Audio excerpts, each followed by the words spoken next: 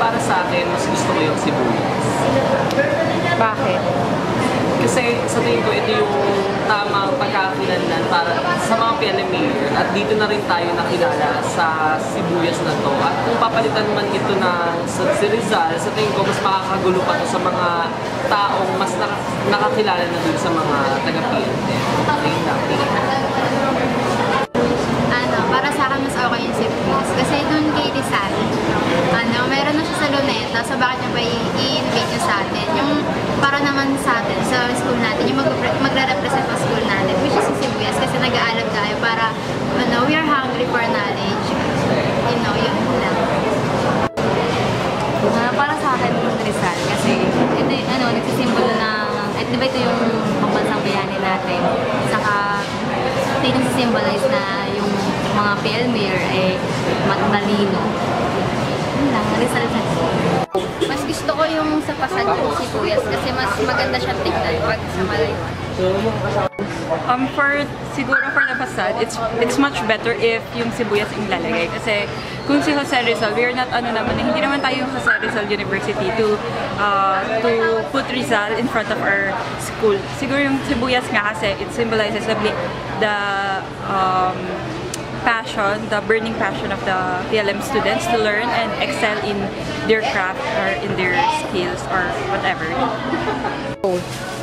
Mas pipiliin ko yung torch kasi yun yung nasa logo ng PLM, tapos yun din yung nag-symbolize na PLM. Mas pinipili ko po si Rizal na mas nailagay sa Pasad. Pagkasunod ko po ay simple lang, dahil nga po siya po yung tinuturing natin na pambansang bayani.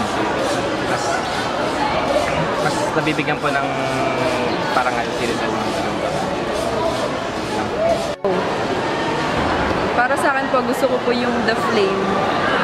Dahil po, ito po talaga yung symbol ng PLM. Para po sa akin yung Flame din po. Kasi po, pag po yung Rizal, magiging parang RTU or yung Rizal Technology University po. Pero kapag po yung Flame, parang tatak na po ng PLM yun eh. Yung pinagsisimbolo ng karunungan, kadakilaan, tsaka po yung basta yung tatlong po talaga ang PLM. Siyempre pipiliin ko yung torch kasi it symbolizes the burning passion for excellence na dinadala ng buong PLM community and the students themselves. And kahit na may katulad tayo ng symbol, katulad ng sa Philippine Normal University, actually hindi yun issue about me. Ang issue dito is kung sino ba yung nagbibigay ng quality education at kung sino ba yung pumapabor noon sa mga estudyanteng nangangailangan talaga ng education. So, yung mga ganong issue about estudyante, sinisimbolize nga niya or sinisimbolize siya ng isang burning flame o yung torch.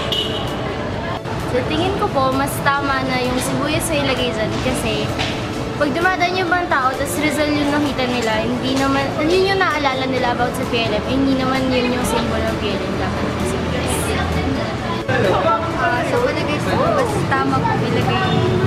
fasad natin yung sibuyas kasi yun po yung symbolism ng Pilipino. Tsaka mas nadidistinguish kasi tayo dahil iba yung simbolo natin compare sa Rizal. Kasi meron Jose Rizal University. Kaya mas magandang sibuyas na rin para may isa rin tayong identity. Yun na po. Go. Sa tingin ko po, mas okay din po na yung sibuyas yung nakalagay sa harapan kasi hindi naman, di ba, hindi naman siya necessary na sibuyas. Pero yung parang flame na nag-aano ng excellence ng mga scholar na nag-aaral dito. So it's better kaysa po dun sa Rizal. Kasi nga, na-mistake po tayo as Jose Rizal. Mas gusto ko po yung sibuyas sa harap ng PLM kasi parang yun na po yung naging trademark ng PLM. And parang bata pa lang po ako na talagang yun na po yung nakikita ko. So parang yun na po yung tumatak sa akin pag sinabing PLM. So sibuyas. Pero nung pinalitan po siya nung Rizal, parang nagkaroon ako ng confusion since bata pa ako kung eto ba yung JRU, ganun. Kasi syempre diba Rizal, so parang hindi siya ganun ka appropriate. So para sa akin po, mas gusto ko yung sibuyas. Mas prefer ko yung Rizal. Kasi parang mas sinisimbolize niya yung parang mas overall siya sa nation, parang gano'n. Kasi yung sibuyas parang hindi naman nagigits yung lahat ng makakadaan sa harap ng PLM. Kasi pero kung Rizal yun, di ba, parang may agad, may dating agad sa mga makakita sa labas. Yun. Sa akin si Rizal kasi madami siyang iniwang hindi makakalimutan ng mga Pilipino dito sa ating bansa. So yun. Yung torch. Kasi pag Rizal kasi yung nakalagay, gumaka tayong RTU or JRU man yung hindi naman tayo Rizal Technological University or RZU. Pero kasi doon na nagsimula yun sa torch talaga yun So yung torch na. Feeling ko yung sibuyas kasi kung si Rizal, hindi naman tayo Rizal University parang maging facade natin is Rizal na. Pwede yung sibuyas na lang para parang di ba ang meaning nun, nag-blaze yung natin, spirit. Mas gusto ko yung sibuyas kasi mas nakilala na yung PLM doon sa symbolism na yun kaysa doon kay Rizal na alam natin ginagamit na ng ibang university na may pangalang Rizal sa Ayun, feeling ko mas maganda yung sibuyas kasi una mas malaki yun, mas maganda tignan. Tapos bagay sa itsura nung bagong itsura ng entrance ng PLM. Gusto ko po yung sibuyas. Binigay sa'yo ni Kang? Kasi hindi ko alam at saka hindi ko rin po Sabi ko yung iwala yun kung bakit sa Rizal ayaw yung ibigay yung 8. dati. Kaya parang mas maganda yung sinasacrifice ng Para sa akin, mas maganda kung yung torch na lang yung ibalik sa facade. Kasi yung torch na yun, parang yung sinisimbolize niya is yung uniqueness na meron yung PLM. Unlike, pag si Rizal kasi, I'm not against Rizal naman, pero may mga university kasi na named after Rizal.